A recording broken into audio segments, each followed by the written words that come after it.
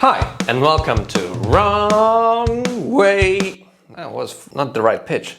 Wrong Way. And this is the SYL-08, a pretty powerful electric mountain board under $500. So let me tell you more about it. Wrong Way.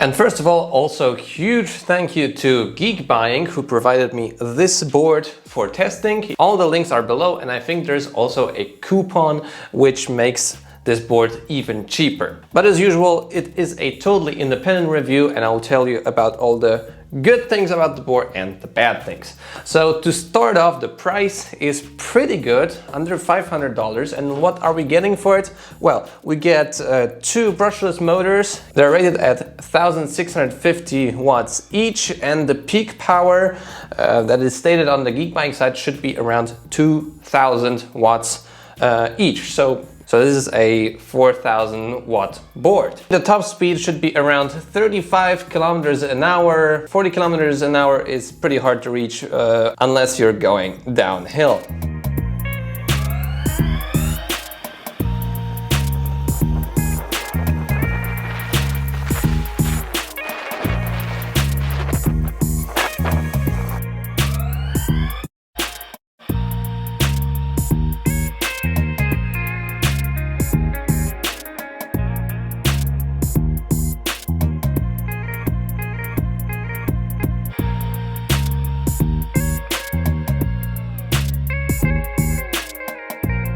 Naturally, I also had to test the climbing abilities of this device. Actually, 13 degrees was still fine for this board, which is most of the time not reachable for electric scooters at this price point.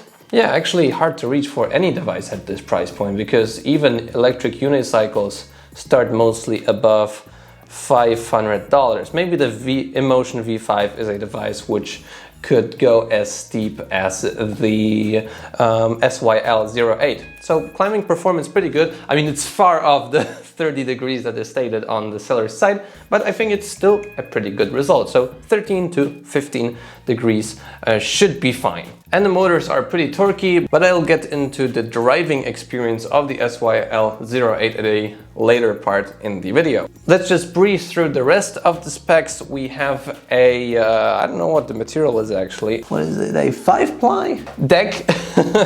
And we also have a battery, which is located here.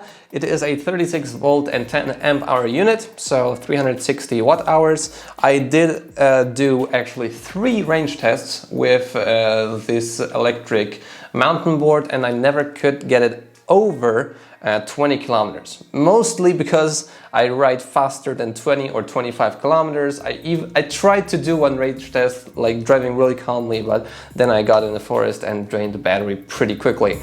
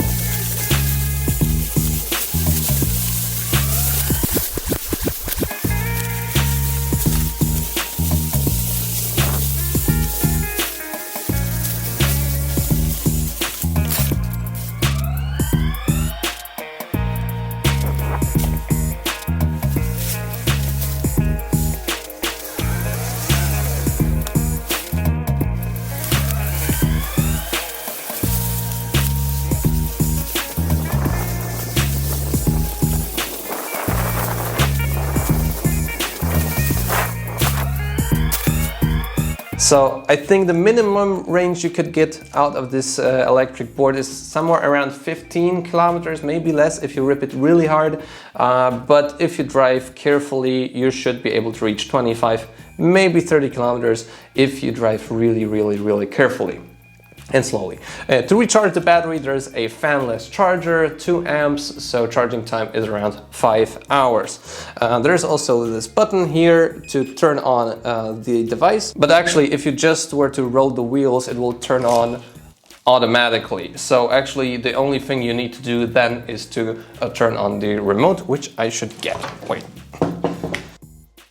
Found it.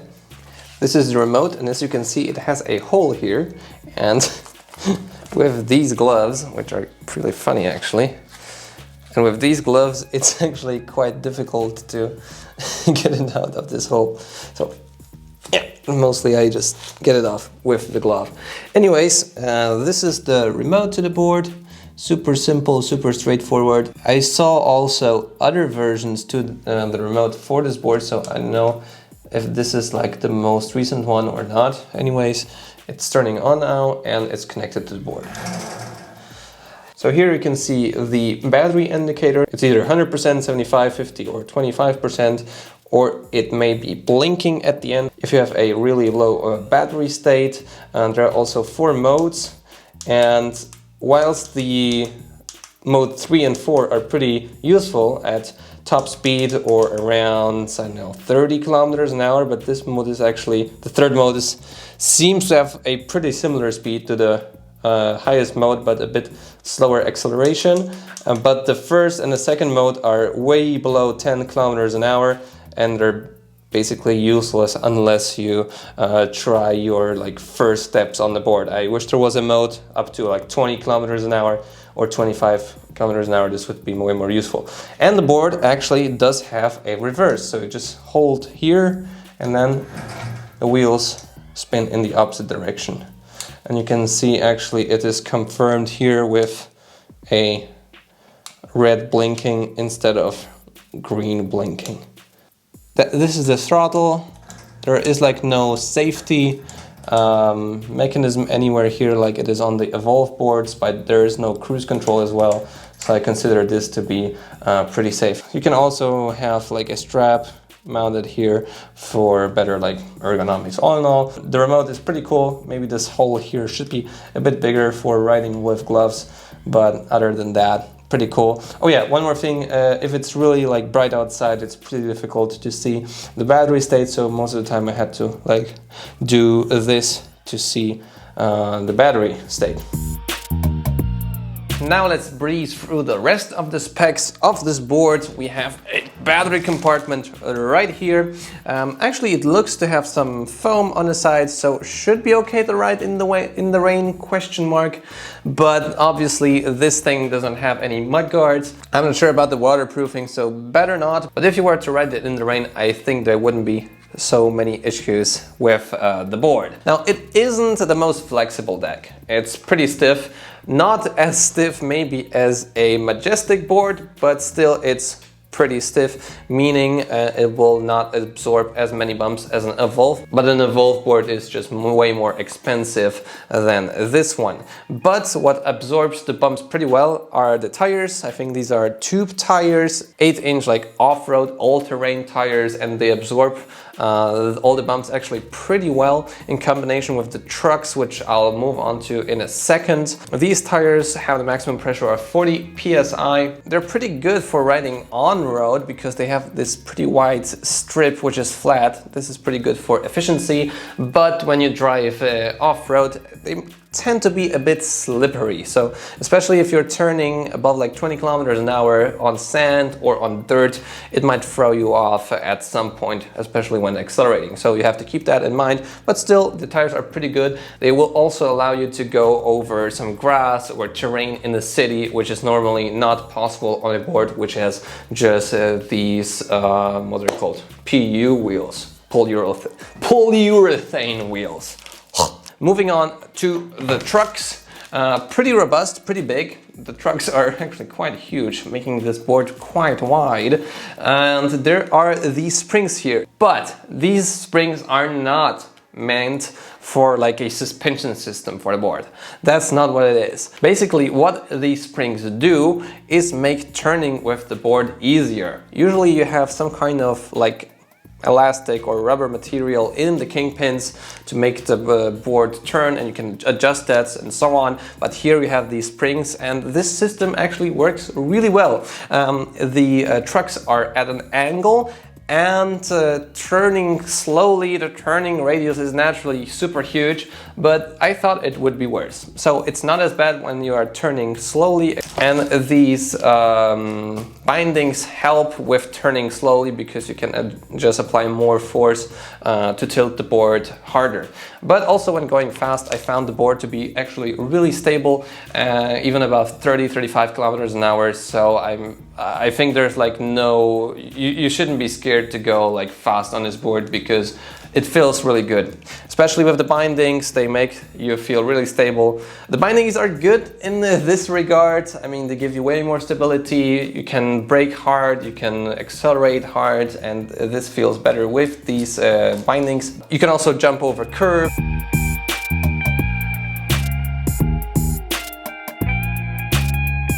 And going off-road is better. You can also jump and turn at the same time.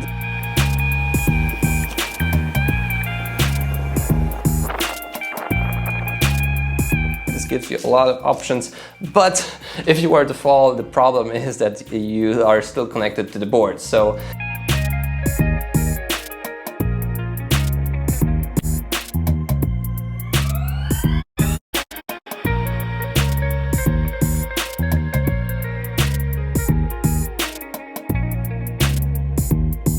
if you fall, yeah, you might just damage your Insta360 1-axis lens. Did I mention I have Patreon? links are below. Also, huge thanks to my two Patreons, Bosmanati and GEXN. Anyhow, moving back to the bindings, if you fall with the board, and this is naturally not as good as on a board without bindings because you can just hop off and this is safer. Still, if I were to buy a board, I think I would prefer to have the bindings because the amount of control that I have with them is just way superior than on a board that doesn't have them. Anyways, moving back to the deck, it is not really wide. I mean, it's not really big, but I found it actually quite comfortable. You can see my feet, my shoe size is 44.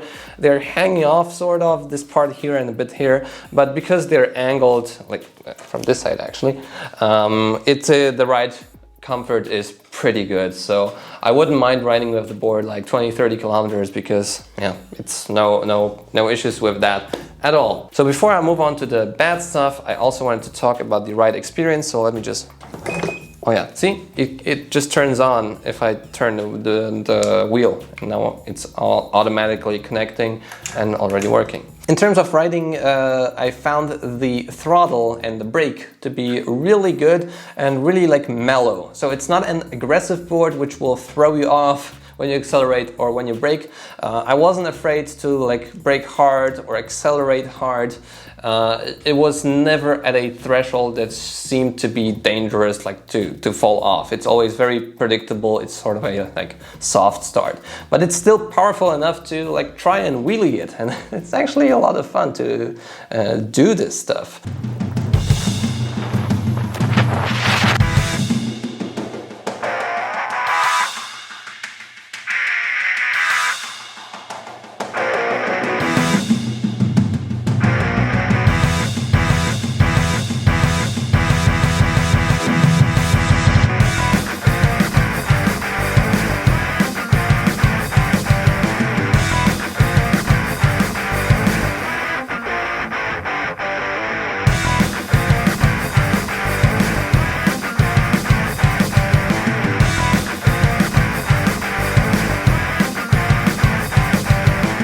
Brakes pretty good. I think the braking distance is safe, and this is a good thing because most of the time I consider e-boards to be like not the safest, and here it's really good, really predictable, and yeah, it has a lot of torque. Maybe when going through really rough terrain it starts to be just not powerful enough, but in every day-to-day situation or as a beginner board, I think it's like more than enough. I mean, I'm used to boards, so I find it to be like meh, average powerful, but if you start off, you will find this like really, really powerful. So let's move on to the bad stuff. First of all, the remote. I don't know if you will receive the board with this remote, but here there are these buttons and I tend to press them especially when I'm off-road and just change the modes by accident. That's a small gripe with the remote. The battery housing is actually pretty low to the ground, so I hit it a couple of times. The material here is pretty solid, so there are like there are just some scuffs here, but nothing that would make the situation dangerous. You just have to keep in mind if you want to go over a curb or jump or do some more exciting stuff, that the battery cover here is pretty low to the ground. And the biggest gripe here is in this area, so the motors. And you can hear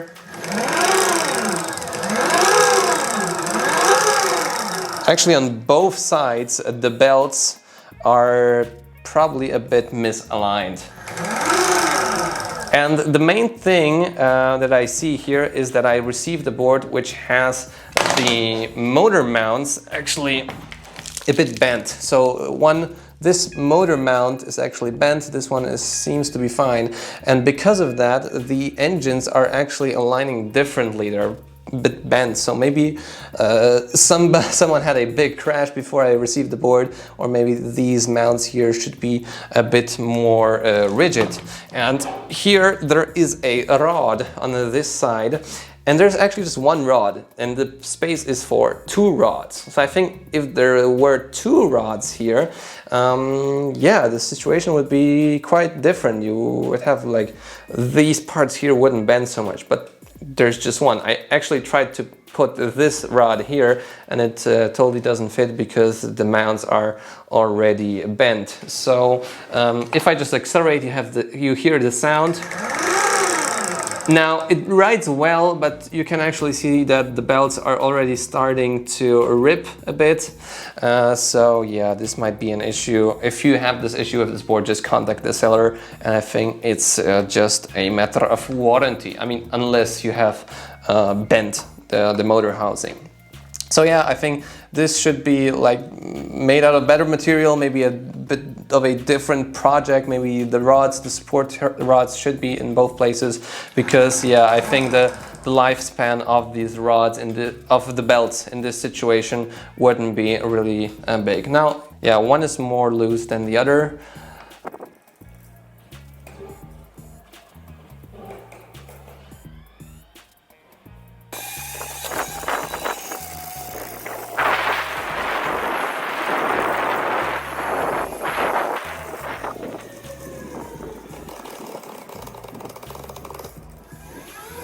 But yeah, the housings should be maybe mounted a bit differently.